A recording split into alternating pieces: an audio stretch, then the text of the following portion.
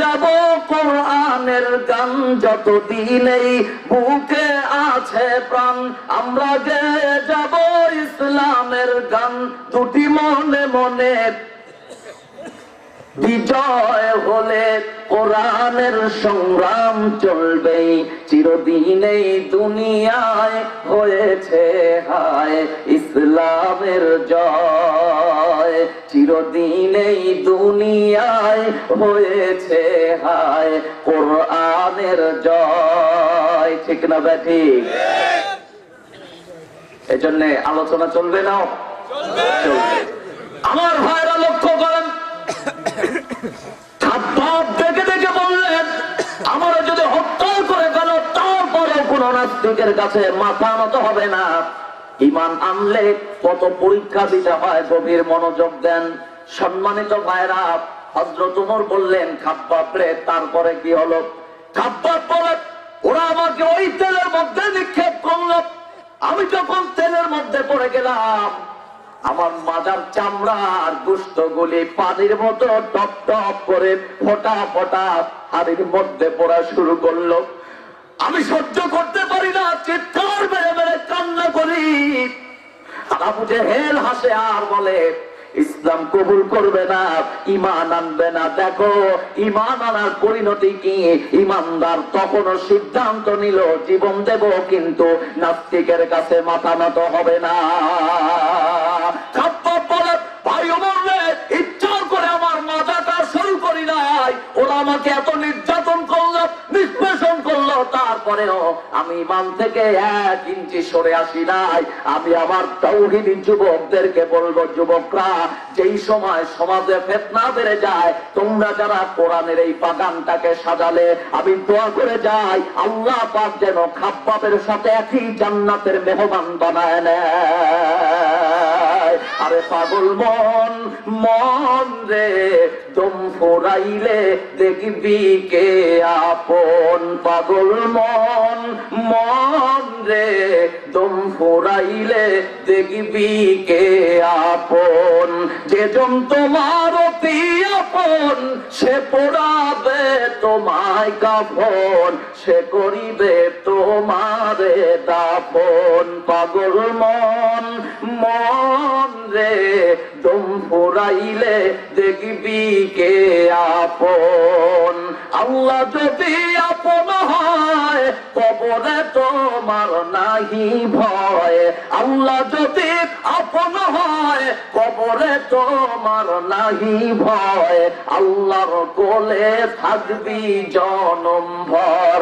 পাগল মন, মন রে, দম ফুরাইলে দেখবি কে আপন। জোরে বলেন ঠিক না বেটি? আমাদের আপন কে? আরো জোরে বলেন না কে? প্রিয় ভাইরা আমার, এই জন্য এত কষ্ট করে ঈমান আনলেন, আমরা ঈমান আনলাম আল্লাহর প্রতি, তাহলে আল্লাহর কাছে কি আমরা পুরস্কার চাইতে পারি না? কারণ বাঙালি বিনা লাভে তুলাও হই না। বলবো আমরা এত কষ্ট করে ঈমান এনেছি, ঈমানের পথে ইস্তেকামত থেকেছি, ঐক্যবদ্ধ থেকেছি, আমাদের জন্য কি তুমি কিছু পুরস্কার দেবে না? আল্লাহ পাক বলেন কেন না, আমি যেই পুরস্কার দেব তা কোনো মানুষের পক্ষে দেওয়া সম্ভব হবে? হবে? আমরা বললাম আল্লাহ, তাহলে পুরস্কারটা কি হবে?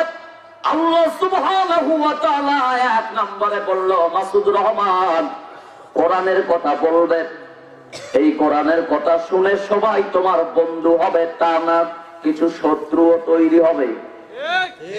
কথা ঠিক না ঠিক বলে?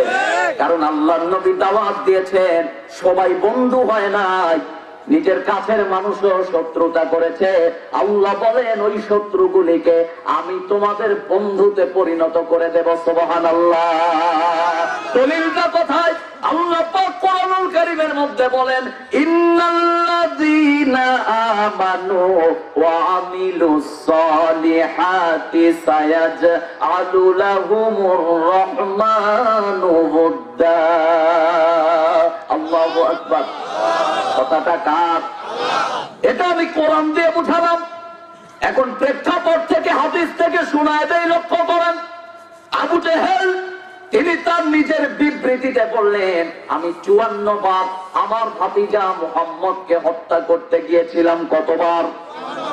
জীবনেও শুনেন নাই, একটু থিসিসটা শুনে যান। আবু জেহেল বলে 54 বার আমি আমার ভাতিজাকে হত্যা করার জন্য গেলাম।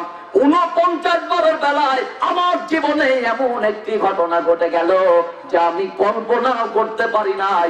আমি আমার ভাতিজাকে মারবো, আমার কাছে আছে লাঙ্গার তরবারি, সুযোগ পাই না। হঠাৎ করে সামনে তাকায় দেখি একটি উন্মুক্ত জায়গায় বিশ্বনবী আমার ভাতিজা মুহাম্মদুর রাসূলুল্লাহ সাল্লাল্লাহু আলাইহি ওয়াসাল্লাম শায়িত। আমার কাছে আছে লাঙ্গা তরবারি, শুধু তার গলার উপরে ধরবো, একটু চাপ দেব, ঘর থেকে কল্লাটা আলাদা হয়ে যাবে। আমি সামনের দিকে আগালাম। আমার লক্ষ্য উদ্দেশ্য হলো তাকে পৃথিবীর জমিন থেকে বিদায় করে দেব। যত সামনে যায় কে যেন আমার অন্তরে মহব্বত তৈরি করে দেয়, আওয়াজ দিয়ে বলেন না কে? আরে সে দেখো সোনার মানুষ, চলছে আরব দেশে রে, চলছে আরব দেশে, রাখালিয়া বেশে। জোরে বলেন মারহাবা। প্রেসিডেন্ট কোথায় শুয়ে আছে? প্রেসিডেন্ট কোথায় শুয়ে আছে? ওখানে কোনো ঘর নাই, ওয়াল নাই, দেওয়াল নাই, প্রাচীর নাই। আর আমরা 7 বার মেম্বার ইলেকশন করে জিতেছি বা জিতি নাই, তারপরেও ঘরে শুই, 7টা দরজায় তালা। একটু খুশফুস করলেই বলি এই আমার বন্দুকটা করে। বিশ্বনবী প্রেসিডেন্ট, জনগণের ভয় নাই, ভয় ছিল আল্লাহ, যার কারণে যেখানে রাত সেখানে। আর আমরা নিজেরটা খাই, পরেরটা খাই, দানেরটা খাই, ত্রাণেরটা খাই, কোনোটা বাদ দেই না। যার কারণে আমি বলি নেতা যদি ভালো হয় জেলখানায় খাবার পাওয়া যায়, আর নেতা যদি চোর হয় ফকিন্নির গমেরও নিরাপত্তা নাই। কথা ঠিক না বে ঠিক বলেন? কষ্ট পাচ্ছেন কি? আমার ভাইরা লক্ষ্য করেন, আবু জেহেল বলে যত সামনে যায় কে যেন আমার অন্তরে মহব্বত তৈরি করে দেয়। আমি এক ধাপ সামনে যাই আর ভাবি আমার কাজ হলো মুহাম্মদকে হত্যা করার। কিন্তু মহব্বত আছে আকাশ থেকে গায়েবী ভাবে কে যেন আওয়াজ দিয়ে বলে, আবু জেহেল এত সুন্দর মানুষটাকে মারবি না। আমি আরেকটু সামনে